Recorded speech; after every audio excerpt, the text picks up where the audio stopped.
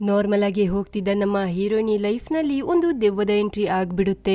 ಅದರಿಂದಂತೂ ನಮ್ಮ ಹುಡುಗಿಗೆ ಸಿಕ್ಕಾಪಟ್ಟೆ ಭಯ ಆಗಿ ಅದರಿಂದ ದೂರ ಓಡೋಗ್ತಿರ್ತಾಳೆ. ಆದ್ರೆ ಆ ದೆವ್ವ ಮಾತ್ರ ಅವಳ ಬೆನ್ನಿಗಿಡ್ದ ಬೇತಾಳನ್ ರೀತಿ ಅವಳು ಎಲ್ಗೆಲ್ಲ ಹೋಗ್ತಿರ್ತಾಳೋ ಅಲ್ಲಿಗೆಲ್ಲ ಅವಳನ್ನ ಫಾಲೋ ಮಾಡ್ಕೊಂಡೇ ಬರ್ತಿರುತ್ತೆ. ಅಂದಂಗೆ ಆ ದೆವ್ವ ನಮ್ಮ ಹುಡುಗಿಗೆ ಗಂಟು ಬಿದ್ದಿದ್ದಾದ್ರೂ ಹೇಗೆ, ಅದ್ರ ಕೈಯಿಂದ ತಪ್ಪಿಸ್ಕೊಳ್ಳೋಕಿರೋ ದಾರಿನಾದ್ರೂ ಏನು, ಈ ಎಲ್ಲ ವಿಷಯನ ಈ ಮೂವಿಲಿ ನೋಡೋಣ ಬನ್ನಿ. ಅದಕ್ಕಿಂತ ಮೊದಲು ನೀವೇನಾದ್ರೂ ನಮ್ಮ ಚಾನೆಲ್ಗೆ ಹೊಸಬ್ರಾಗಿದ್ರೆ ತಪ್ಪದೆ ನಮ್ಮ ಚಾನೆಲ್ ಅನ್ನ ಸಬ್ಸ್ಕ್ರೈಬ್ ಮಾಡ್ಕೊಳ್ಳಿ. ಯಾಕಂದ್ರೆ ಇಂತ ಹಾಗೆ ಇದಕ್ಕಿಂತಲೂ ವಿಭಿನ್ನವಾದಂತ ಬಹಳಷ್ಟು ಕಥೆಗಳು ನಮ್ಮ ಚಾನೆಲ್ ಅಲ್ಲಿ ಅಪ್ಲೋಡ್ ಆಗ್ತಾನೆ ಇರುತ್ತೆ. ಮೂವಿಯ ಓಪನಿಂಗ್ ಸೀನ್ ಅಲ್ಲಿ 4-5 ಜನ ಒಬ್ಬ ವ್ಯಕ್ತಿ ಮೇಲೆ ಅಟ್ಯಾಕ್ ಮಾಡ್ತಿರೋದನ್ನ ನೋಡ್ತೀವಿ. ಆದ್ರೆ ಅವನೊಬ್ನೇ ಅಲ್ಲಿದ್ದ ಅಷ್ಟು ಜನರಿಗೆ ಚೆನ್ನಾಗಿ ಹೊಡೆದು ಬಿಟ್ಟು ಇನ್ನು ಯಾರು ಉಳ್ದಿಲ್ಲ ಅಂತ ಅಲ್ಲೇ ಕೂತು ಸುಧಾರಿಸ್ಕೋತಿರ್ಬೇಕಾದ್ರೆ ಯಾರೋ ಹಿಂದಿನಿಂದ ಅವನ ಮೇಲೆ ಶೂಟ್ ಮಾಡಿ ಅವನ ಕಥೆನ ಮುಗಿಸ್ತಾರೆ. ನಂತರ ಅವನ ಡೆಡ್ ಬಾಡಿನ ಅಲ್ಲಿಂದ ಸಾಗಿಸಿ ಅಲ್ಲಿದ್ದ ಎಲ್ಲ ಸಾಕ್ಷಿನ ನಾಶ ಮಾಡಿ ಹೊರಟೋಗ್ತಾರೆ. ಆದ್ರೆ ಅವನ ದೇಹಕ್ಕೆ ತಗುಲಿದ್ದ ಬುಲೆಟ್ ಮಾತ್ರ ಅಲ್ಲೇ ಉಳ್ದಿದ್ದು ಅದು ಜನರ ಕಾಲಿನಿಂದ ಕಾಲಿಗೆ ಪಾಸ್ ಆಗ್ಬಿಟ್ಟು ಸಿಟಿ ಒಳಗೆ ಬಂದು ಸೇರಿರುತ್ತೆ. ಮತ್ತೊಂದ್ ಕಡೆ ರೆಸ್ಟೋರೆಂಟ್ ಅಲ್ಲಿ ಭೂಮಿಕಾ ಅಂತ ಹೇಳೋ ಕಾಲೇಜ್ ಹುಡುಗಿನ ನೋಡ್ತೀವಿ. ಅಲ್ಲಿ ಅವಳೊಂದು ಪಾರ್ಟ್ ಟೈಮ್ ಜಾಬ್ ಮಾಡ್ತಾ ಇದ್ದಿರ್ತಾಳೆ. ಆದ್ರೆ ಅವಳೊಂದು ದೊಡ್ಡ ಕಂಟೆಂಟ್ ಕ್ರಿಯೇಟರ್ ಆಗೋಕೆ ಇಷ್ಟಪಟ್ಟಿದ್ದು ಅದಕ್ಕೋಸ್ಕರ ಬಹಳಷ್ಟು ದೊಡ್ಡ ದೊಡ್ಡ ಕ್ರಿಯೇಟರ್ ಅನ್ನ ಕಾಂಟ್ಯಾಕ್ಟ್ ಮಾಡ್ಕೊಳ್ಳೋಕೆ ರಿಕ್ವೆಸ್ಟ್ ಕಳಿಸಿರ್ತಾಳೆ. ಆದ್ರೆ ಅವ್ರು ಯಾರು ಇದುವರೆಗೂ ಅವಳಿಗೆ ರಿಪ್ಲೈ ಮಾಡಿರಲ್ಲ. ಬೆಳಿಗ್ಗೆ ಕೆಲ್ಸನೆಲ್ಲ ಮುಗಿಸಿ ಮನೆ ಕಡೆ ಹೋಗ್ತಿರ್ಬೇಕಾದ್ರೆ ಮೆಟ್ಲಿಂದ ಕೆಳಗೆ ಬಿದ್ದೋಗ್ತಾಳೆ. ಆಗ ಅವಳ ಮುಂದೆ ರಕ್ತದಿಂದ ಕೂಡಿರೋ ಒಂದು ಬುಲೆಟ್ ಇದ್ದು ಅದರ ಬಗ್ಗೆ ಜಾಸ್ತಿ ವಿಚಾರ ಮಾಡದೆ ಬ್ಯಾಗ್ ಒಳಗೆ ಹಾಕೊಂಡು ಅಪಾರ್ಟ್ಮೆಂಟ್ ಗೆ ಹೋಗ್ತಾಳೆ. ಅಲ್ಲಿ ಅವಳ ಫ್ರೆಂಡ್ ಮಾಹುನು ನಿಂತಿದ್ದು ಇವತ್ತು ನಾನು ಇಲ್ಲೇ ಉಳ್ಕೋತೀನಿ ಅಂತ ಭೂಮಿಕಾಗೆ ತಿಳಿಸ್ತಾಳೆ. ಭೂಮಿಕಾ ಅವಳ ಮುಖದಲ್ಲಿದ್ದ ಗಾಯನ ನೋಡಿ ಇದು ಅವಳ ಟಾಕ್ಸಿಕ್ ಬಾಯ್ ಫ್ರೆಂಡ್ ಇದ್ದೆ ಕೆಲ್ಸ ಅಂತ, ಅವನ ಜೊತೆ ಯಾಕೆ ನೀನು ಬ್ರೇಕಪ್ ಮಾಡ್ಕೊಳ್ಳಲ್ಲ ಅಂತ ಅಡ್ವೈಸ್ ಮಾಡ್ತಾ ಮನೆ ಒಳಗೆ ಹೋಗಿ ನೋಡಿದ್ರೆ ಯಾವುದೋ ವ್ಯಕ್ತಿ ಅವರಿಬ್ಬರಕ್ಕಿಂತ ಮೊದ್ಲೇ ಮನೆ ಒಳಗೆ ಇದ್ದಿರ್ತಾನೆ. ಅದನ್ನ ನೋಡಿ ಫುಲ್ ಶಾಕ್ ಆಗ್ಬೇಕಾದ್ರೆ ಮಾಹು ಕೇಳ್ತಾಳೆ ಏನಾಯ್ತು. ಆಗ ಭೂಮಿಕಾ ಈ ವ್ಯಕ್ತಿ ಯಾರು, ಇಲ್ಲೇನ್ ಮಾಡ್ತಿದ್ದಾನೆ. ಮಾಹು ಆ ದಿಕ್ಕಿನ ಕಡೆನೆ ನೋಡಿ ಅಲ್ಲಿ ಯಾರೂನು ಇಲ್ಲ, ಯಾರ ಬಗ್ಗೆ ಮಾತಾಡ್ತಿದ್ದಿ ಅಂತ ಕೇಳ್ದಾಗ ಭೂಮಿಕಾ ಹೇಳ್ತಾಳೆ ಮೈ ತುಂಬಾ ರಕ್ತನ ತುಂಬಿಕೊಂಡು ಇಲ್ಲೇ ನಿಂತಿರೋ ಈ ವ್ಯಕ್ತಿ ನಿಂಗೆ ಕಾಣಿಸ್ತಿಲ್ವಾ ಅಂತ ಕೈಲಿದ್ದ ವಸ್ತುವನ್ನೆಲ್ಲ ಅವನ ಮೇಲೆ ಬಿಸಾಕ್ತಾಳೆ. ಆಗದು ಅವನ ದೇಹದಿಂದ ಪಾರಾಗಿ ಇನ್ನೊಂದು ಬದಿಗೆ ಬೀಳುತ್ತೆ. ಅದನ್ನ ನೋಡಿ ಭೂಮಿಕಾ ದೆವ್ವ ದೆವ್ವ ಅಂತ ಕಿರ್ಚೋಕೆ ಸ್ಟಾರ್ಟ್ ಮಾಡ್ತಾಳೆ. ಮಾಹು ಅವಳನ್ನ ತಪ್ಕೊಂಡು ಸಮಾಧಾನ ಮಾಡ್ತಿರ್ಬೇಕಾದ್ರೆ ಆ ದೆವ್ವ ಅಲ್ಲಿಂದ ಹೊರಟೋಗ್ಬಿಡುತ್ತೆ. ಅದರಿಂದ ಭೂಮಿಕಾ ನೆಮ್ಮದಿಯ ನಿಟ್ಟುಸಿರು ಬಿಡ್ತಾಳೆ. ಅಷ್ಟರಲ್ಲಿ ಮಾಹುಗೆ ಒಂದು ಮೆಸೇಜ್ ಬರುತ್ತೆ. ಅದನ್ನ ನೋಡಿ ಅವಳು ಅಲ್ಲಿಂದ ಹೊರಡ್ತಾಳೆ. ಹೋಗೋ ಮೊದ್ಲು ಡಾಕ್ಟರ್ ಅನ್ನೊಮ್ಮೆ ಮೀಟ್ ಆಗು ಅಂತ ಹೇಳಿ ಅಲ್ಲಿಂದ ಹೋಗ್ತಾಳೆ. ಭೂಮಿಕಾ ಸರಿ ಅಂತ ಡೋರ್ ನ ಕ್ಲೋಸ್ ಮಾಡಿ ಒಳಗೆ ಬಂದ್ರೆ ಮತ್ತೆ ಅದೇ ದೆವ್ವ ವಾಪಸ್ ಬಂದು ಅವಳನ್ನೊಬ್ಳನ್ನೇ ಕಳಿಸಬಾರ್ದಿತ್ತು ಅನ್ನುತ್ತೆ. ಅದನ್ನ ಕೇಳಿ ಫುಲ್ ಹೆದ್ರೋಗಿ ಡೋರ್ ನ ತೆಗೆದು ಓಡೋಗ್ಬೇಕಾದ್ರೆ ಅವಳ ಕಾಲ್ ಸ್ಲಿಪ್ ಆಗಿ ಬಿಡುತ್ತೆ. ಅದನ್ನ ನೋಡು ಆ ದೆವ್ವ ಅವಳ ಕೈ ಹಿಡ್ಕೊಳ್ಳುತ್ತೆ. ಆದ್ರೂ ಭೂಮಿಕಾ ಕೆಳಗೆ ಬಿದ್ದೋಗ್ತಾಳೆ. ಆದ್ರೆ ಅವರಿಬ್ರ ಕೈ ಟಚ್ ಆಗಿದ್ರಿಂದ ಆ ದೆವ್ವ ಈಗ ಭೂಮಿಕನ ದೇಹದ ಒಳಗೆ ಹೋಗ್ಬಿಟ್ಟಿರುತ್ತೆ. ಆದ್ರೆ ಇಲ್ಲಿ ಆಶ್ಚರ್ಯದ ವಿಷಯ ಏನಾಗಿರುತ್ತೆ ಅಂದ್ರೆ ಅವರಿಬ್ರು ಒಂದೇ ದೇಹನ ಕಂಟ್ರೋಲ್ ಮಾಡ್ತಿರ್ತಾರೆ, ಜೊತೆಗೆ ಪರಸ್ಪರ ಮಾತಾಡ್ಕೋತಾನೂ ಇರ್ತಾರೆ. ಭೂಮಿಕಾ ಹೇಳ್ತಾಳೆ ನನ್ನ ದೇಹದಿಂದ ಹೊರಟೋಗುವಂತ. ಅದಕ್ಕೆ ಆ ದೆವ್ವ ಅನ್ನುತ್ತೆ ನಾನು ಫಸ್ಟ್ ಟೈಮ್ ಈ ತರ ಒಬ್ರ ದೇಹದ ಒಳಗೆ ನುಗ್ಗಿದೀನಿ, ಹೊರಗೋಗೋ ಪ್ರೋಸೆಸ್ ಗೊತ್ತಾಗ್ತಿಲ್ಲ, ಅದೆಲ್ಲ ನನಗೆ ಗೊತ್ತಿಲ್ಲ, ಮರ್ಯಾದೆಯಿಂದ ನನ್ನ ದೇಹದಿಂದ ಹೊರಟೋಗು ಅಂದಾಗ ಆ ದೆವ್ವನು ಅವಳ ದೇಹದಿಂದ ಹೊರಟೋಗುತ್ತೆ. ಭೂಮಿಕಾ ಖುಷಿ ಆಗ್ತಾಳೆ, ಕೊನೆಗೂ ಆ ದೆವ್ವದ ಕೈಯಿಂದ ತಪ್ಪಿಸ್ಕೊಂಡ್ಬಿಟ್ಟೆ ಅಂತ. ಆದ್ರೆ ಆ ದೆವ್ವ ಮತ್ತೊಮ್ಮೆ ಅವಳ ಮುಂದೆ ಬರುತ್ತೆ. ಇದ್ರಿಂದಂತೂ ಭೂಮಿಕಾ ಈ ಮನೆ ಸವಾಸನೆ ಬೇಡ ಅಂತ ಹೊರಗೆ ಓಡೋಗ್ತಾಳೆ. ಆದ್ರೆ ಅವಳು ಎಲ್ಲಿಗೆಲ್ಲ ಓಡೋಗ್ತಿರ್ತಾಳೋ ಅಲ್ಲಿಗೆಲ್ಲ ಆ ದೆವ್ವ ಬರ್ತಾನೆ ಹೋಗುತ್ತೆ. ಭೂಮಿಕಾ ಅದರ ಕೈಯಿಂದ ತಪ್ಪಿಸ್ಕೊಂಡು ಸಿಟಿ ತನಕ ಬಂದು ಸೇರ್ತಾಳೆ. ಅಲ್ಲಿ ಮಾಹುನ ಬಾಯ್ ಫ್ರೆಂಡ್ ಅವಳತ್ರ ಹಣ ಕೊಡು ಅಂತ ಹೊಡೆದು ಬಡ್ದು ಪೀಡಿಸ್ತಿರ್ತಾನೆ. ಅದನ್ನ ಪ್ರಶ್ನೆ ಮಾಡೋಕೋದ ಭೂಮಿಕಾಗೆ ಇದು ನಮ್ಮಿಬ್ಬರ ಪರ್ಸನಲ್ ವಿಷಯ, ಇದಕ್ಕೆ ನೀನು ತಲೆ ಹಾಕ್ತಿರೋದೇ ಒಳ್ಳೇದು ಅಂತ ಹೇಳಿ ಮಾಹುನ ಕರ್ಕೊಂಡು ಅಲ್ಲಿಂದ ಹೋಗ್ತಾನೆ. ಮಾಹೋನು ಅವನ ಮಾತಿಗೆ ಮರು ಮಾತಾಡ್ದೆ ಅವನ ಜೊತೆ ಹೊರಡ್ತಾಳೆ. ಅಷ್ಟ್ರಲ್ಲೇ ಆ ದೆವ್ವ ಅಲ್ಲಿಗೆ ಬಂದು ಇದಕ್ಕೆ ನಾನು ಆಗ ಹೇಳಿದ್ದು ಅವಳನ್ನೊಬ್ಳನ್ನೇ ಕಳಿಸ್ಬಾರ್ದಿತ್ತು ಅಂತ. ಆಗ ಭೂಮಿಕಾ ಆ ದೆವ್ವನ ನೋಡಿ ಹೆದ್ರೋಗ್ತಾಳೆ. ಆದ್ರೆ ಅಲ್ಲಿಂದ ಓಡೋಗೋಲ್ಲ. ಓಡೋಗಿ ಅವಳಿಗೆ ಸಾಕಾಗಿರುತ್ತೆ ಅಲ್ವಾ. ಮತ್ತೆ ಆ ದೆವ್ವ ಹೇಳುತ್ತೆ ನಿನಗೆ ಶಕ್ತಿ ಅವಶ್ಯಕತೆ ಬೇಕಿದ್ರೆ ನನ್ನ ಕೈನ ಟಚ್ ಮಾಡು ಅಂತ. ಅದಕ್ಕೆ ಭೂಮಿಕಾ ಮೊದ್ಲಿಗೆ ಒಪ್ಪಲ್ಲ. ನಂತರ ಅವಳ ಫ್ರೆಂಡ್ ನ ಪರಿಸ್ಥಿತಿ ನೋಡಿ ಆ ದೆವ್ವನ ಅವಳ ದೇಹದ ಒಳಗೆ ಬಿಟ್ಕೋತಾಳೆ. ಅದಾದ ನಂತರ ಆ ದೆವ್ವ ಮಾಹುನ ಬಾಯ್ ಫ್ರೆಂಡ್ ಗೆ ಚೆನ್ನಾಗಿ ಹೊಡೆದು ಬಿಟ್ಟು ಭೂಮಿಕನ ದೇಹದಿಂದ ಹೊರಗೆ ಬರುತ್ತೆ. ಅಷ್ಟರಲ್ಲೇ ಕೆಳಗೆ ಬಿದ್ದಿದ್ದ ಆ ವ್ಯಕ್ತಿ ಸಡನ್ ಆಗಿ ಎದ್ದು ಬಿಟ್ಟು ಭೂಮಿಕನ ಮೇಲೆ ಅಟ್ಯಾಕ್ ಮಾಡಿ ಅವಳ ಕತ್ತಿಸ್ಕಿ ಸಾಯಿಸೋಕೆ ಮುಂದಾಗ್ತಾನೆ. ಆಗ ದೆವ್ವ ಅವಳತ್ರ ಬಂದು ನನ್ನ ಕೈನ ಟಚ್ ಮಾಡು ಅನ್ನುತ್ತೆ. ಬಹಳಷ್ಟು ಪ್ರಯತ್ನ ಪಟ್ರುನು ದೆವ್ವದ ಕೈನ ಟಚ್ ಮಾಡೋಕೆ ಭೂಮಿಕಾಗೆ ಆಗ್ತಿರಲ್ಲ. ಅಷ್ಟ್ರಲ್ಲಿ ಮಾಹು ಧೈರ್ಯ ತಗೊಂಡು ಅವನ ತಲೆಗೆನೆ ಕಲ್ನಿಂದ ಬಡಿತಾಳೆ. ಅಲ್ಲಿ ಅವನು ಅನ್ಕಾನ್ಶಿಯಸ್ ಆಗಿ ಬಿದ್ದೋಗ್ತಾನೆ. ಮತ್ತೆ ಅವರಿಬ್ರು ಅಲ್ಲಿಂದ ಮನೆ ಕಡೆ ಹೊರಡ್ತಾರೆ. ಆದ್ರೆ ಆ ದೆವ್ವ ಮಾತ್ರ ಭೂಮಿಕನ ಜೊತೆ ಮಾತಾಡ್ಕೊಂಡು ಅವಳ ಹಿಂದೆನೆ ಬರ್ತಿರುತ್ತೆ. ಇದರಿಂದ ಸಿಟ್ಟಾಗೋ ಅವಳು ಅದ್ರ ಕಡೆ ಸಿಟ್ನಿಂದ ಲುಕ್ ಕೊಡ್ತಿರ್ಬೇಕಾದ್ರೆ ಅದನ್ನ ನೋಡೋ ಮಾಹು, ನಿಜ ಹೇಳು, ನಿನಗೆ ಯಾರಾದ್ರೂ ಕಾಣಿಸ್ಕೋತಿದ್ದಾರಾ? ಅದಕ್ಕೆ ಭೂಮಿಕಾ ಹಾ ಅಂತ ಹೇಳಿ ಅವಳನ್ನೊಂದು ರೆಸ್ಟೋರೆಂಟ್ ಗೆ ಕರ್ಕೊಂಡೋಗ್ತಾಳೆ. ಅಲ್ಲಿ ಈ ದೆವ್ವದ ಎಲ್ಲಾ ವಿಷಯನು ಮಾಹುಗೆ ತಿಳಿಸಿ, ಈ ದೆವ್ವನ ನಾನ್ ಬಿಟ್ರೆ ಬೇರೆ ಯಾರು ನೋಡೋಕಾಗಲ್ಲ, ಮಾತಾಡೋಕಾಗಲ್ಲ, ಟಚ್ ಮಾಡೋಕಾಗಲ್ಲ. ಅದನ್ನ ಕೇಳಿ ಮಾಹು, ಹಾಗಾದ್ರೆ ನನ್ನ ಬಾಯ್ ಫ್ರೆಂಡಿಗೆ ಹೊಡೆದಿದ್ದು? ಭೂಮಿಕಾ ಹೇಳ್ತಾಳೆ, ಅದನ್ನು ಈ ದೆವ್ವನೇ ಮಾಡಿದ್ದು. ನನ್ನ ಬಾಡಿನ ಹೇಗ್ ಬೇಕು ಹಾಗೆ ಕಂಟ್ರೋಲು ಅದ್ರ ಕೈಲಿ ಮಾಡೋಕಾಗುತ್ತೆ ಅಂತ ಹೇಳ್ಬಿಟ್ಟು ಕೈನ ನೋಡಿದ್ರೆ ಅವಳ ಕೈಯಲ್ಲಿ ಗಾಯ ಆಗಿರುತ್ತೆ. ಅದರಿಂದ ಆ ದೆವ್ವದ ಮೇಲೆ ಕೂಗಾಡ್ತಾಳೆ, ನೋಡು ನನ್ನ ಕೈಗೆ ಗಾಯ ಮಾಡ್ಬಿಟ್ಟಿದ್ಯಾ ನೀನು ಅಂತ. ನಂತರ ಮೊಬೈಲ್ ನಲ್ಲಿ ಸರ್ಚ್ ಮಾಡ್ತಾಳೆ ಈ ದೆವ್ವಗಳನ್ನ ಹೇಗೆ ಓಡಿಸೋದು ಅಂತ. ಅದರ ಅಡ್ವೈಸ್ ಪ್ರಕಾರನೇ ಪಕ್ಕದಲ್ಲಿದ್ದ ಉಪ್ನ ಆ ದೆವ್ವ ಇದ್ದ ಪ್ಲೇಸಿಗೆ ಹಾಕ್ತಾಳೆ. ಅದನ್ನ ನೋಡಿ ಮಾಹು ಅವಳನ್ನ ಶಾಂತ ಮಾಡಿ ಕೂರಿಸ್ತಾಳೆ. ಯಾಕಂದ್ರೆ ಅಕ್ಕಪಕ್ಕದಲ್ಲಿದ್ದವರೆಲ್ಲ ಅವಳನ್ನ ವಿಚಿತ್ರವಾಗಿ ನೋಡ್ತಿರ್ತಾರೆ. ಮತ್ತೆ ಆ ದೆವ್ವ ಹೇಳುತ್ತೆ, ನಾನ್ ನಿಂಗೆ ಹೆಲ್ಪ್ ಮಾಡಿದ್ರೆ ನೀನ್ ನನ್ ಮೇಲೆನೆ ಸಿಟ್ ಮಾಡ್ಕೋತಿದ್ಯಲ್ವಾ? ಆಯ್ತು, ನಾನು ಸಿಟ್ ಮಾಡ್ಕೊಳ್ಳಲ್ಲ, ನನ್ನ ಲೈಫ್ ನಿಂದ ಹೊರಟೋಗು ಅಂತಾಳೆ. ಅದಕ್ಕೆ ದೆವ್ವ, ಅದು ಅಷ್ಟು ಈಸಿ ಇಲ್ಲ. ನಿನಗೆ ನೆನಪಿದ್ಯಾ, ರೋಡ್ ನಲ್ಲಿದ್ದ ಬುಲೆಟ್ ನ ನೀನು ತಗೊಂಡಿದ್ದೆ ಅಲ್ವಾ? ಮೇ ಬಿ ಅದ್ರಿಂದಲೇ ನನ್ನ ಸಾವಾಗಿರ್ಬೇಕು. ಅದನ್ನ ನೀನು ಯಾವಾಗ ತಗೊಂಡ್ಯೋ ಆದ್ಮೇಲಿಂದಲೇ ನಮ್ಮಿಬ್ಬರ ಕನೆಕ್ಷನ್ ಆಯ್ತು.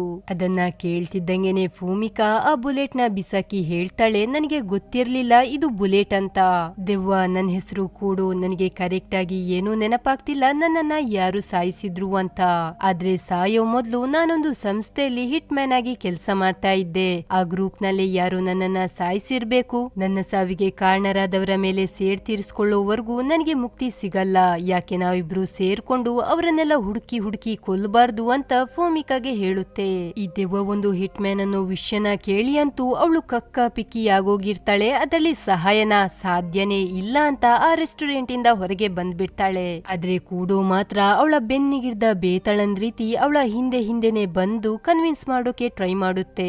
ಭೂಮಿಕಾ ಮಾತ್ರ ಅದನ್ನ ಕಂಪ್ಲೀಟ್ ಆಗಿ ಇಗ್ನೋರ್ ಮಾಡ್ತಾ ಮುಂದೆ ಹೋಗ್ತಿರ್ತಾಳೆ. ನಂತರ ಮಾಹುಗೆ ತಿಳಿಸ್ತಾಳೆ, ಇನ್ನೇನಾದ್ರೂ ನಿನ್ನ ಬಾಯ್ ಫ್ರೆಂಡ್ ನಿಂಗೆ ತೊಂದ್ರೆ ಕೊಡೋಕೆ ಬಂದ್ರೆ ಡೈರೆಕ್ಟ್ ಆಗಿ ಪೊಲೀಸ್ ಕಂಪ್ಲೇಂಟೇ ಕೊಟ್ಬಿಡು ಅಂತ ಅವಳನ್ನ ಮನೆಗೆ ಕಳಿಸ್ಬಿಟ್ಟು ಚರ್ಚಿಗೆ ಹೋಗಿ ಈ ದೆವ್ವದ ಕೈಯಿಂದ ನನಗೊಂದು ಮುಕ್ತಿ ಕೊಡ್ಸಪ್ಪ ಅಂತ ಬೇಡ್ಕೋತಾಳೆ.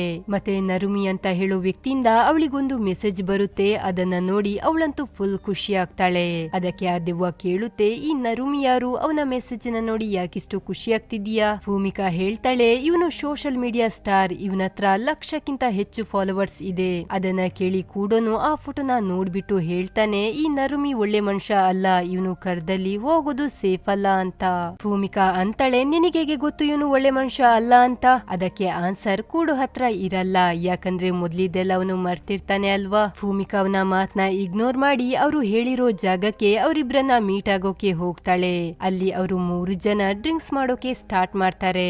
ಸ್ವಲ್ಪ ಹೊತ್ತಲ್ಲೇ ಅವರಿಬ್ರು ಅವಳ ಮೈಗೆ ಬಿದ್ದು ಮಾತನಾಡ್ಸೋಕೆ ಟ್ರೈ ಮಾಡ್ತಾರೆ. ಅದರ ಜೊತೆಯಲ್ಲೇ ಅವಳ ತಲೆನೂ ಸುತ್ತೋಕೆ ಶುರುವಾಗಿರುತ್ತೆ. ಇಲ್ಲಿ ಏನೋ ತಪ್ಪಾಗಿ ನಡೀತಿದೆ ಅಂತ ತಿಳ್ಕೊಂಡು ಕೌಂಟರ್ ಅಲ್ಲಿ ದುಡ್ಡಿಟ್ಬಿಟ್ಟು ಅಲ್ಲಿಂದ ಎದ್ದೋಗ್ತಾಳೆ. ಆದ್ರೆ ಈಗ ಅವಳಿಗೆ ಕರೆಕ್ಟ್ ಆಗಿ ನಡೆಯೋಕು ಆಗ್ತಿರೋಲ್ಲ, ಅಲ್ಲೇ ಕುಸ್ತು ಬಿದ್ದೋಗ್ತಾಳೆ. ಅಷ್ಟರಲ್ಲೇ ಅವರಿಬ್ರು ಹಿಂದಿನಿಂದ ಮಾತಾಡ್ಕೊಳ್ತಾರೆ, ನಾವು ಅಂದ್ಕೊಂಡು ಇರ್ಲಿಲ್ಲ ಈ ಡ್ರಗ್ಸ್ ಇಷ್ಟು ಬೇಗ ಕೆಲಸ ಮಾಡುತ್ತೆ ಅಂತ. ಅದನ್ನ ಕೇಳ್ತಿದ್ದಂಗೆನೆ ಭೂಮಿಕಾ ಎದ್ದು ಕೋಪದಿಂದ ಅವರ ಕಡೆ ನೋಡ್ತಾ ಕೂಡೋಗೆ ಹೇಳ್ತಾಳೆ, ಇವರಿಬ್ರು ಡ್ರಗ್ಸ್ ಕೊಡೋದನ್ನ ಮೊದ್ಲೇ ನಂಗೆ ತಿಳಿಸಿದಕ್ಕೆ ಥ್ಯಾಂಕ್ಸ್ ಅಂತ. ಇಲ್ಲಿ ಏನಾಗಿರುತ್ತೆ ಅಂದ್ರೆ ಕೂಡೋಗೆ ನೆನಪಾಗಿರುತ್ತೆ ಇವರಿಬ್ರು ಡ್ರಗ್ಸ್ ನ ಕೊಟ್ಟು ಹುಡುಗಿರ್ನ ಕೆಟ್ಟದಾಗಿ ಯೂಸ್ ಮಾಡ್ಕೋತಾರೆ ಅಂತ. ಈ ಮೊದ್ಲು ಕೂಡೋ ಯಾವ ಸಂಸ್ಥೆಯಲ್ಲಿ ಕೆಲಸ ಮಾಡ್ತಾ ಇದ್ದಿರ್ತಾನೋ ಅಲ್ಲಿ ಈ ಡ್ರಗ್ಸ್ ಅನ್ನೆಲ್ಲ ಸೇಲ್ ಮಾಡ್ತಾ ಇದ್ದಿರ್ತಾರೆ. ಅಲ್ಲಿ ಇವರಿಬ್ರು ಡ್ರಗ್ಸ್ ತಗೊಳ್ಳೋದು ಗೊತ್ತಿರುತ್ತೆ, ಅದನ್ನ ಹುಡುಗಿರಿಗೆ ಕೊಟ್ಟು ಅವರ ಜೀವನನ ಹಾಳ್ ಮಾಡೋದು ಗೊತ್ತಿರುತ್ತೆ. ಈ ವಿಷಯ ಕೂಡ ಹೇಳ್ದಾಗ ಭೂಮಿಕಾಗೆ ನಂಬೋಕೆ ಆಗ್ತಿರಲ್ಲ. ಆ ತರ ಏನಾದ್ರೂ ನಿಜನೇ ಆಗಿದ್ರೆ ನನ್ನ ದೇಹದ ಒಳಗೆ ನಿನ್ನ ಬಿಟ್ಕೋತೀನಿ, ನಾವಿಬ್ರು ಸೇರ್ಕೊಂಡು ಅವರಿಗೆ ಬುದ್ಧಿ ಕಲ್ಸೋಣ ಅಂತಾಳೆ. ಅದಕ್ಕೆ ಕೂಡೋ, ಅದ್ರಿಂದ ನನಗೇನು ಲಾಭ? ಭೂಮಿಕಾ ಅಂತಾಳೆ, ನೀನ್ ನನ್ಗೆ ಹೆಲ್ಪ್ ಮಾಡು, ನಾನು ನಿಂಗೆ ಹೆಲ್ಪ್ ಮಾಡ್ತೀನಿ ಅಂತ. ಬಾರ್ ಟೆಂಡರ್ ಅವಳಿಗೆ ಡ್ರಿಂಕ್ಸ್ ನಲ್ಲಿ ಡ್ರಗ್ಸ್ ಮಿಕ್ಸ್ ಮಾಡಿ ಕೊಡುವಾಗ್ಲೇನೆ ಕೂಡೋ ಅವಳಿಗೆ ಎಚ್ಚರಿಸಿರ್ತಾನೆ. ಅದ್ರಂತೆನೆ ಅವಳು ಆ ಡ್ರಿಂಕ್ಸ್ ನ ಕುಡ್ದಿರೋಲ್ಲ, ಬದಲಾಗಿ ಕುಡ್ದ ರೀತಿ ನಾಟಕ ಮಾಡಿರ್ತಾಳೆ ಅಷ್ಟೇ. ಭೂಮಿಕಾ ಅಂತಾಳೆ, ಮರ್ಯಾದಿಂದ ಇದುವರೆಗೂ ಮಾಡಿರೋ ತಪ್ಪನ್ನೆಲ್ಲ ಒಪ್ಕೊಂಡು ಪೊಲೀಸರಿಗೆ ಶರಣಾದ್ರೆ ಸರಿ, ಇಲ್ಲ ಅಂದ್ರೆ ಇಲ್ಲಿರೋ ಯಾರನ್ನು ಸುಮ್ನೆ ಬಿಡಲ್ಲ ಅಂತ. ಅವಳ ಮಾತ್ನ ಅವರು ಸೀರಿಯಸ್ ಆಗಿ ತಗೊಳ್ದೆ ಬಿದ್ದು ಬಿದ್ದು ನಗೋಕೆ ಸ್ಟಾರ್ಟ್ ಮಾಡ್ತಾರೆ. ಅದನ್ನ ನೋಡು ಭೂಮಿಕಾ ಕೂಡೋ ಜೊತೆ ಕನೆಕ್ಟ್ ಆಗಿ ಒಬ್ಬೊಬ್ರನ್ನ ಹೊಡೆದೊಡ್ದು ಬಿಸಾಕ್ತಾಳೆ, ಒಂದು ಪ್ರೊಫೆಷನಲ್ ಫೈಟರ್ ರೀತಿ. ಅವಳು ಕೊಟ್ಟ ಏಟ್ನ ತಡ್ಕೊಳಕಾಗ್ದೆ ಬಾರ್ ಟೆಂಡರ್ ಅಲ್ಲೇ ಸತ್ತೋಗ್ತಾನೆ. ಅದರಿಂದ ಟೆನ್ಷನ್ ಆಗೋ ಭೂಮಿಕಾ ಹೆದ್ರಿ ಅಳೋಕೆ ಸ್ಟಾರ್ಟ್ ಮಾಡ್ತಾಳೆ. ಅವಾಗ ಕೂಡು ಹೇಳ್ತಾನೆ, ನೀನು ಟೆನ್ಷನ್ ಆಗ್ಬೇಡ, ನಾನಿನ್ನ ಜೈಲಿಗೆ ಹೋಗೋಕೆ ಬಿಡಲ್ಲ. ಅದಕ್ಕೆ ನಾವೊಂದು ಪ್ಲಾನ್ ಮಾಡ್ಬೇಕು, ಇವರನ್ನೆಲ್ಲ ಸಾಯಿಸಿ ಕಂಪ್ಲೀಟ್ ಆಗಿ ಸಾಕ್ಷಿನ ನಾಶ ಮಾಡ್ಬೇಕು. ಇದೇನು ತಪ್ಪಿಲ್ಲ, ಇವ್ರು ಯಾರು ಒಳ್ಳೆಯವ್ರಲ್ಲ, ಎಷ್ಟು ಹೆಣ್ಮಕ್ಳ ಜೀವನದಲ್ಲಿ ಆಟದಿರ್ಬೇಕು. ಆದ್ರೆ ಈ ಎಲ್ಲಾ ಕೆಲ್ಸ ನಮ್ಮಿಬ್ರ ಕೈಯಿಂದ ಆಗೋದಲ್ಲ ಅಂತ ಈ ಮೊದ್ಲು ಅವನ ಜೊತೆ ಕೆಲ್ಸ ಮಾಡ್ತಿದ್ದ ಮತ್ತೊಬ್ಬ ವ್ಯಕ್ತಿಯ ನಂಬರ್ನ ಕೊಟ್ಟು ಕಾಲ್ ಮಾಡಿ ಇಲ್ಲಿಗೆ ಕರ್ಸುವಂತಾನೆ. ಆ ವ್ಯಕ್ತಿ ಅಲ್ಲಿಗೆ ಬರ್ತಾನೆ ಕೂಡ. ಅವನ ಹೆಸರು ಕಾಕೇರ ಆಗಿರುತ್ತೆ. ನನ್ ಬಗ್ಗೆ ನಿನಗೆ ಗೊತ್ತಾಯ್ತು ಅಂತ ಕೇಳ್ಬೇಕಾದ್ರೆ ಕೂಡು ಇಂದ ಗೊತ್ತಾಯ್ತು ಅವನೀಗ ಆತ್ಮ ಆಗಿದ್ದಾನೆ, ನನ್ ಕಣ್ಣಿಗಷ್ಟೇ ಕಾಣಿಸ್ಕೋತಿದ್ದಾನೆ ಅಂತ ಹೇಳ್ತಾಳೆ. ಆ ವಿಷಯನ ಮೊದ್ಲಿಗೆ ಅವನು ನಂಬಲ್ಲ. ಆದ್ರೆ ಕೂಡು ಭೂಮಿಕನ ದೇಹದ ಒಳಗೆ ಹೋಗಿ ಕೆಲವೊಂದು ಫೈಟ್ ಮೂವ್ನ ಅವನಿಗೆ ತೋರಿಸಿದ ನಂತರ ಗೊತ್ತಾಗುತ್ತೆ ಈ ತರ ಫೈಟ್ ಕೇವಲ ಕೂಡು ಅಷ್ಟೇ ಮಾಡೋಕೆ ಸಾಧ್ಯ ಅಂತ. ನಂತರ ಅವರನ್ನೆಲ್ಲ ಸಾಯಿಸಿ ಅಲ್ಲಿದ್ದ ಎಲ್ಲ ಸಾಕ್ಷಿನ ನಾಶ ಮಾಡಿ ಡೆಡ್ ಬಾಡಿನ ಒಂದು ಗಾಡಿ ಒಳಗೆ ಹಾಕೊಂಡು ಹೊರಟೋಗ್ತಾನೆ. ಈ ಕಡೆ ಭೂಮಿಕಾ ಹಾಗೆ ಕೂಡು ವಾಪಸ್ ಮನೆಗೆ ಬರ್ತಾರೆ. ಬೆಳಗಿನಿಂದ ಫೈಟ್ ಮಾಡಿ ಮಾಡಿ ಸುಸ್ತಾಗಿದ್ದ ಭೂಮಿಕಾ ಹಾಗೆ ನಿದ್ದೆಗೆ ಜಾರ್ತಾಳೆ. ಮತ್ತೊಂದ್ ಕಡೆ ಕಾಕೇರನನ್ನ ನೋಡ್ತೀವಿ. ಅವನ ಬಾಸ್ ಹತ್ರ ಹೋಗಿ ಕೂಡು ಒಂದು ಕಾಲೇಜ್ ಹುಡುಗಿ ದೇಹದಲ್ಲಿ ಇರೋ ವಿಷಯನ ತಿಳಿಸ್ತಾನೆ. ಆದ್ರೆ ಆ ವಿಷಯ ಅವನ ಬಾಸ್ಗೆ ತಮಾಷೆ ಅನ್ಸಿ ಸತ್ಯಾಂಶ ತಿಳ್ಕೊಂಡ್ ಬರೋಕೆ ಅವನ ಕಡೆಯವರನ್ನ ಭೂಮಿಕನ ಅಪಾರ್ಟ್ಮೆಂಟ್ ಗೆ ಕಳಿಸ್ತಾನೆ. ಕಾಕೇರ್ ಅವನಿಗೆ ವಾರ್ನ್ ಮಾಡ್ತಾನೆ, ಪ್ರೊಫೆಷನಲ್ ಫೈಟರ್ ಅನ್ನಷ್ಟೇ ಕಳಿಸಿ, ಇಲ್ಲಂದ್ರೆ ಯಾರು ವಾಪಸ್ ಬರಲ್ಲ ಅಂತ. ಕಡೆ ಕೂಡೋಗೆ ಆ ರೌಡಿಗಳು ಬರೋದು ಗೊತ್ತಾಗಿ ಭೂಮಿಕನ ಎಪ್ಸಿ ಕೈನ ಕೊಟ್ಟು ಕನೆಕ್ಟ್ ಆಗು ಅಂತಾನೆ. ಅಷ್ಟರಲ್ಲೇ ಆ ರೌಡಿಗಳು ಡೋರ್ ನ ಒಡ್ಕೊಂಡು ಒಳಗೆ ಬಂದೇ ಬಿಡ್ತಾರೆ. ಕೂಡೋ ತುಂಬಾ ಈಸಿಯಲ್ಲೇ ಅವನನ್ನ ಹಿಡ್ಕೊಂಡು ಅವನ ಗನ್ನಿನಿಂದಲೇ ಉಳ್ದ ರೌಡಿಗಳನ್ನ ಪಾಯಿಂಟ್ ಔಟ್ ಮಾಡ್ತಾನೆ. ಹೊರಗಿನಿಂದ ರೌಡಿಗಳ ಲೀಡರ್ ನೋಡ್ತಾನೆ ಒಳಗೆ ಫೈರ್ ಆಗ್ತಿರೋದನ್ನ. ಹತ್ರ ಹೋಗಿ ನೋಡಿದ್ರೆ ಎಲ್ಲ ರೌಡಿಗಳು ಗಾಯಳಾಗಿ ಕೆಳಗೆ ಬಿದ್ದೋಗಿರ್ತಾರೆ. ಬಾಲ್ಕನಿಂದ ಭೂಮಿಕಾ ಓಡೋಗ್ತಿರೋದು ಕಾಣಿಸುತ್ತೆ. ಅಲ್ಲಿಂದ ಸೀದಾ ಕೂಡೋ ಸಾವಾಗಿರುತ್ತೆ ಅಲ್ವಾ, ಆ ಪ್ಲೇಸಿಗೆ ಬಂದು ಸೇರ್ತಾಳೆ. ಆದ್ರೆ ಅಲ್ಲಿ ಮೊದ್ಲೇ ಕಾಕೇರ ಬಂದಿದ್ದು ನಿನ್ ಬಗ್ಗೆ ಬಾಸಿಗೆ ತಿಳಿಸಿದೆ ನಾನು ಅಂತ ಭೂಮಿಕಾಗೆ ಹೇಳ್ಬಿಟ್ಟು ಡೈರೆಕ್ಟ್ ಆಗಿ ಅವಳನ್ನ ಶೂಟ್ ಮಾಡೋಕೆ ಹೋಗ್ತಾನೆ. ಆಗ ಕೂಡೋ ಅವಳ ದೇಹದ ಒಳಗೆ ಹೋಗಿ ಗನ್ ಅವನ ಕೈಯಿಂದ ಬಿಸಾಕ್ ಬಿಟ್ಟು ಅವನ ಜೊತೆ ಫೈಟ್ಗೆ ನಿಲ್ತಾನೆ. ಅಷ್ಟರಲ್ಲೇ ಕಾಕೇರ ಆ ಗನ್ನ ತಗೊಂಡು ಅವನಿಗೆನೆ ಶೂಟ್ ಮಾಡೋಕೆ ನೋಡ್ತಾನೆ. ಆದ್ರೆ ಕೂಡೋ ವಾಪಸ್ ಆ ಗನ್ನ ತಗೊಂಡು ಅವನಿಗೆನೆ ಪಾಯಿಂಟ್ ಔಟ್ ಮಾಡ್ಬೇಕಾದ್ರೆ ಅವನಿಗೆ ನೆನಪಾಗುತ್ತೆ ಅವನನ್ನ ಕೊಂದಿದ್ದು ಯಾರು ಅಂತ. ಅದು ಬೇರೆ ಯಾರು ಆಗಿರೋಲ್ಲ, ಕಾಕೇರನೇ ಆಗಿರ್ತಾನೆ. ಯಾಕ್ ನನ್ನ ಕೊಂದೆ ಅಂತ ಪ್ರಶ್ನೆ ಮಾಡ್ಬೇಕಾದ್ರೆ ಇರೋ ಸತ್ಯನ ಹೇಳ್ತಾನೆ. ಇವರಿಬ್ರು ಯಾವ ಸಂಸ್ಥೆಯಲ್ಲಿ ಕೆಲಸ ಮಾಡ್ತಾ ಇದ್ದಿರ್ತಾರೋ ಆ ಸಂಸ್ಥೆಯ ಬಾಸ್ ಒಳ್ಳೆಯವನೇ ಆಗಿರ್ತಾನೆ. ಆದ್ರೆ ಯಾವಾಗ ಅವನು ಸತ್ತು ಅವನ ಮಗ ಅಧಿಕಾರಕ್ಕೆ ಬರ್ತಾನೋ ಆಗ್ಲಿಂದಲೂ ಕೆಟ್ಟ ಕೆಲಸ ಮಾಡೋಕೆ ಸ್ಟಾರ್ಟ್ ಮಾಡಿರ್ತಾನೆ. ಎಲ್ಲ ವಿಷಯ ಕೂಡುಗೆ ಇಷ್ಟ ಆಗದೆ ಅವನ ವಿರುದ್ಧ ಮಾತನಾಡಿ ಕೆಲ್ಸನ ಬಿಟ್ಟಿರ್ತಾನೆ. ಅವನ ವಿರುದ್ಧ ಮಾತನಾಡಿರೋ ಸೇಡ್ ನಿಂದ ಕೂಡನ ಕೊಲ್ಲೋ ಆದೇಶ ಕಾಕೇರನಿಗೆ ಕೊಟ್ಟಿರ್ತಾನೆ. ಅದನ್ನೇನಾದ್ರೂ ಅವನು ಒಪ್ಪಿಲ್ಲ ಅಂದಿದ್ರೆ ಅವನನ್ನು ಕೊಲ್ಲೋಕು ಹೇಸ್ತಿರ್ಲಿಲ್ಲ. ಅದಕ್ಕೆ ಅನಿವಾರ್ಯವಾಗಿ ಕೂಡನ ಕುಂದಿರ್ತಾನೆ. ಮತ್ತೆ ಕೂಡೋಗೆ ನೆನಪಾಗುತ್ತೆ ಕಾಕೇರ ಅವನನ್ನ ಸಾಯಿಸೋ ಮೊದ್ಲು ಒಂದು ಚಾನ್ಸ್ ಕೊಟ್ಟಿರ್ತಾನೆ ಓಡೋಗೋಕೆ. ಆದ್ರೆ ಕೂಡೋನೆ ಅವನಿಗೆ ಸಾಯಿಸೋಕೆ ಹೇಳಿರ್ತಾನೆ. ಅವನು ಈ ಹೊಡಿ ಬಡಿ ಕೊಲ್ಲು ಈ ಎಲ್ಲಾ ವಿಷಯಗಳಿಂದ ಬೇಸತ್ತು ಜೀವನನ ಕೊನೆಗೊಳಿಸೋ ನಿರ್ಧಾರ ಮಾಡಿರ್ತಾನೆ. ಅದಕ್ಕೆ ಕಾಕೇರ ಅಳೋಕೆ ಸ್ಟಾರ್ಟ್ ಮಾಡ್ತಾನೆ. ಯಾಕಂದ್ರೆ ಅವನು ಈಗ ಈ ಕೆಲ್ಸದಿಂದ ಬೇಸತ್ತಿರ್ತಾನೆ. ಕೆಲ್ಸ ಬಿಡೋಣ ಅಂದ್ರೆ ಅವನ ಬಾಸ್ ಬಿಡಲ್ಲ. ಇಷ್ಟ ಇದ್ರು ಇಲ್ದಿದ್ರು ಅವನ ಬಾಸ್ ಕೈ ಕೆಳಗೆ ಕೆಲ್ಸ ಮಾಡೋ ಅನಿವಾರ್ಯತೆ ಅವನಿಗೆ ಇದ್ದಿರುತ್ತೆ. ಅದನ್ನ ನೋಡೋ ಭೂಮಿಕಾ ಅವನ ಬಾಸ್ ಅನ್ನೇ ಸಾಯಿಸೋಕೆ ಅವನ ಅಡ್ಡಕ್ಕೆ ಹೋಗ್ತಾಳೆ. ಅಲ್ಲಿ ಅವಳಿಗೆ ಕೂಡೋ ಹೋಗಿ ಕಾಕೇರ ಫುಲ್ ಸಪೋರ್ಟ್ ಮಾಡ್ತಾರೆ. ಕೂಡೋ ಹೇಗೆ ಬರ್ಬೇಕು ಅಂತ ಇನ್ಸ್ಟ್ರಕ್ಷನ್ ಮಾಡ್ತಾ ಹೋಗ್ತಾನೆ. ಅದೇ ರೀತಿ ಗನ್ಗಳ ರೂಮಿನ ತನಕ ಹೋಗಿ ತಲುಪ್ತಾಳೆ. ಅಲ್ಲಿ ಅವರಿಗೆ ಬೇಕಿರೋ ಗನ್ಗಳನ್ನ ತಗೊಂಡು ಕಾಕೇರನ್ಗೆ ಇನ್ಫಾರ್ಮ್ ಮಾಡಿ ಕೂಡೋ ಭೂಮಿಕನ ದೇಹದ ಒಳಗೆ ಹೋಗಿ ಎಲ್ಲ ರೌಡಿಗಳ ಮೇಲೆ ಶೂಟ್ ಔಟ್ ಮಾಡ್ತಾನೆ. ಅಲ್ಲಿ ದೊಡ್ಡ ಫೈಟೇ ನಡೆಯುತ್ತೆ. ಇಬ್ರು ಸೇರ್ಕೊಂಡು ಅಲ್ಲಿದ್ದ ಅಷ್ಟು ರೌಡಿಗಳನ್ನ ಕೊಂದು ಕೊನೆಗೆ ಆ ಬಾಸ್ನು ಕೊಂದು ಬಿಡ್ತಾರೆ. ಮತ್ತೆ ನಾವು ನೋಡ್ತೀವಿ ಕೂಡೋನು ಈಗ ಭೂಮಿಕನ ಹಿಂದೆ ಬರ್ತಿರಲ್ಲ, ಅವನಿಗೂ ಮುಕ್ತಿ ಸಿಕ್ಕಿರುತ್ತೆ. ನಂತರ ಕಾಕೇರ ಭೂಮಿಕಾಗೆ ಥ್ಯಾಂಕ್ಸ್ ಹೇಳಿ ಹೊಸ ಜೀವನನ ರೂಪಿಸ್ಕೊಳ್ಳೋಕೆ ಹೋಗ್ತಾನೆ. ನಂತರದ ದಿನಗಳಲ್ಲಿ ಭೂಮಿಕನು ಮೊದ್ಲಿನ ರೀತಿಯ ಖುಷಿಯಲ್ಲಿರೋದನ್ನ ನೋಡ್ತೀವಿ. ಇಲ್ಲಿಗೆ ಈ ಮೂವಿ ಮುಗಿಯುತ್ತೆ.